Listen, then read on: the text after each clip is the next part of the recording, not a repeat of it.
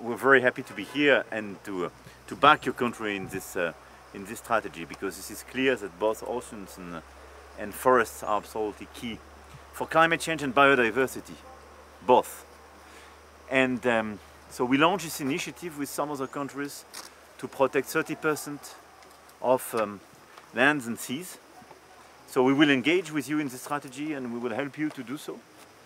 And the perspective here in this visit is precisely bringing Team Europe, is to mobilize financing of Europe, but as well as the UN and a lot of private money as well, and philanthropists, to finance your country package for forests, nature and biodiversity. And so we will sign today the agreement, but being here is as well the best way to demonstrate exactly what you mentioned. I mean, this rainforest, and a big part is here, but rainforest total is 14% of the surface of our Earth.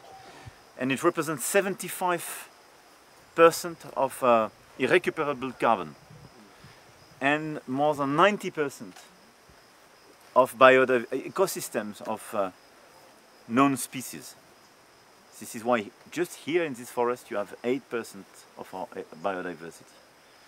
So focusing on this forest is absolutely critical, because if we allow some economic activities just to deforest, it will liberate a lot of irrecuperable carbons and we will kill a lot of biodiversity and so on.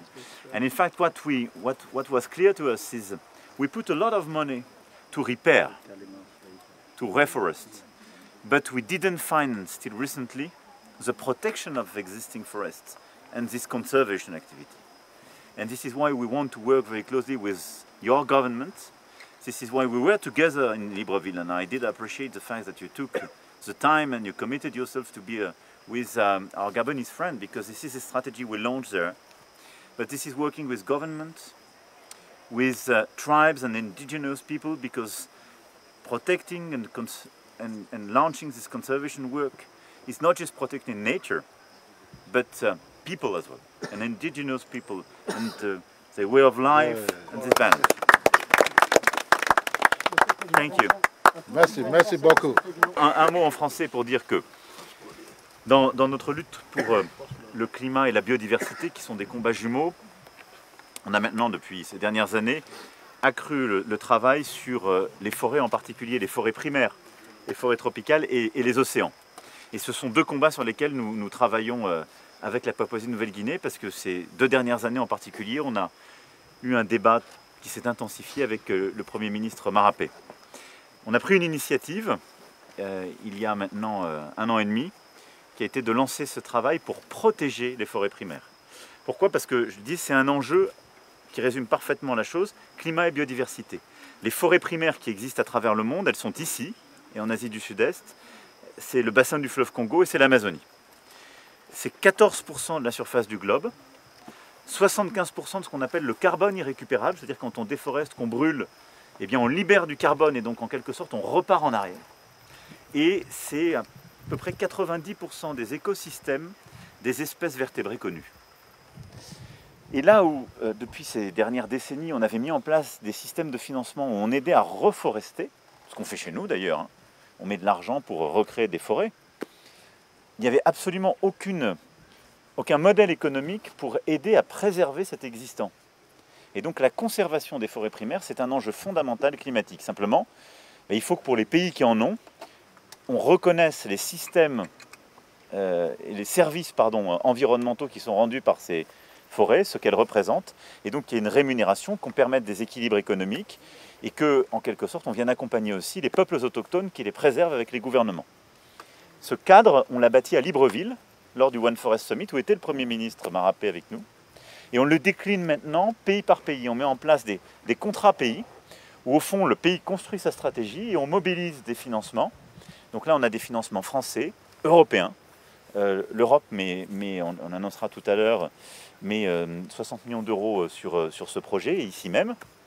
Expertise France va opérer une partie de cet argent, et donc je remercie vraiment l'équipe d'Europe. On va mobiliser aussi de l'argent de philanthropistes. On a Conservation International, on a Amazon, justement le fonds Bezos, qui sont à nos côtés, sont mobilisés depuis le début.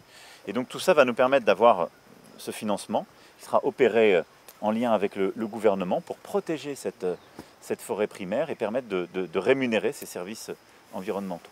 À côté de ça, ce qu'on va faire ensemble, c'est aussi préserver 30% des espaces terrestres et maritimes.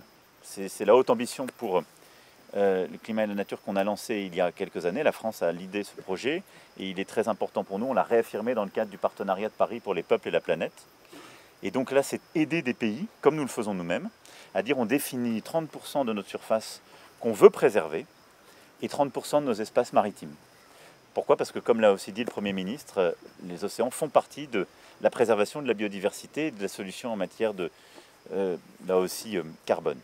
Et donc c'est ce qu'on va faire, c'est la deuxième grande chose qu'on va lancer avec le pays, c'est qu'on va recenser, aider à mesurer ces espaces et les protéger. Voilà. Very good. Thank you for your patience. Beautiful language, beautiful language.